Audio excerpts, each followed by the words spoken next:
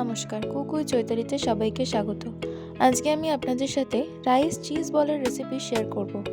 এর জন্য আমি কড়াই গরম জল করে নিয়েছি, তার মধ্যে লবণ দিয়ে দিয়েছি আর তাতে 200 গ্রামের মতো চালের গুঁড়ো দিয়ে ভালো করে নেড়ে নিতে হবে যাতে কোনো রকম দানা না থাকে।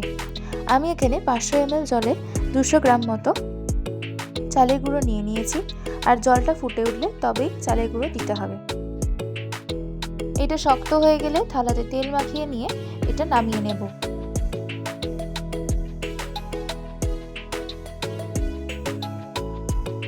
নামিয়ে নেওয়ার পর গরম অবস্থাতেই এটাকে যেভাবে আটা মাখা হয়, আটা বা ময়দা মাখা হয়, সেভাবে ঠেসে নিতে হবে।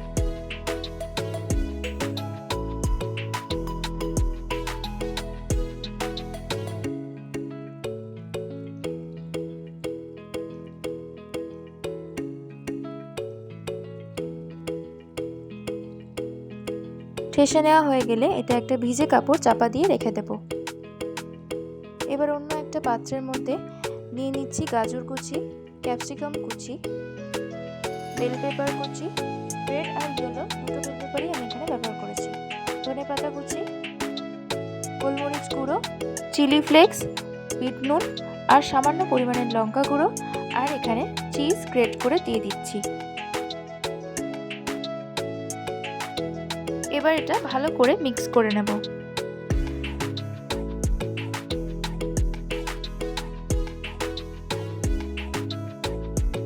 এবার ওই চালের গুঁড়োর যে ডোটা আমি বানিয়েছিলাম সেটা থেকে লেচি কেটে নিয়ে এইভাবে হাতের সাহায্যে বাটির মতো শেপ দিয়ে নেব।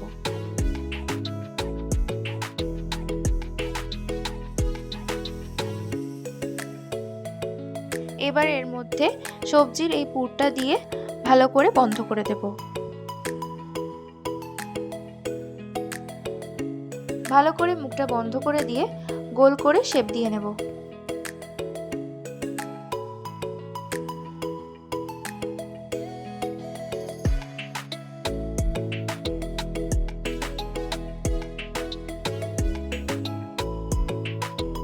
এইভাবে আমি 8 থেকে 10টা বল বানিয়ে নেব।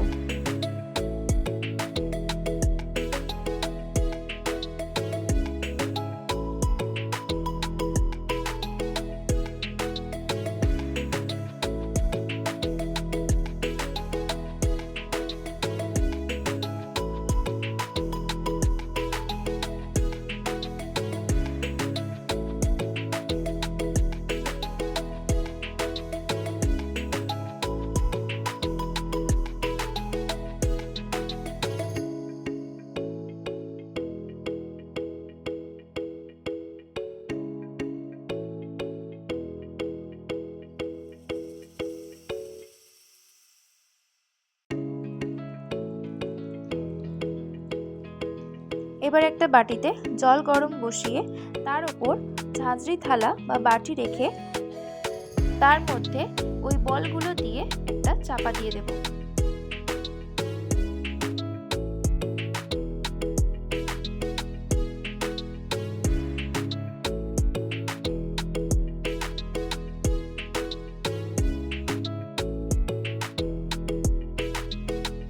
দশ মিনিট চাপা দিয়ে স্টিমে সেদ্ধ করে নেব।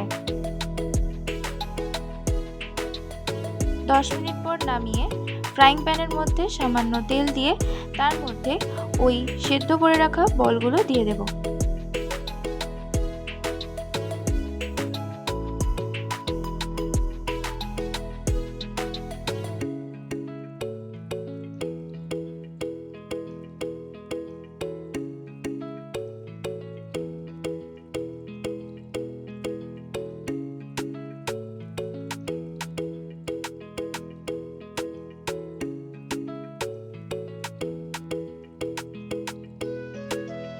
উপর থেকে সামান্য লঙ্কা গুঁড়ো ছড়িয়ে দিয়ে সামান্য ভেজে নেব।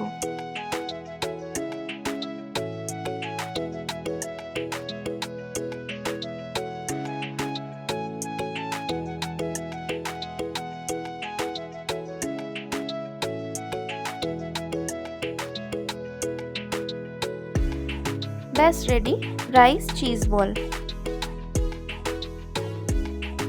রেসিপিটা ভালো লাগলে অবশ্যই লাইক এবং শেয়ার করে দেবেন, কমেন্ট করে জানাবেন কেমন লাগলো।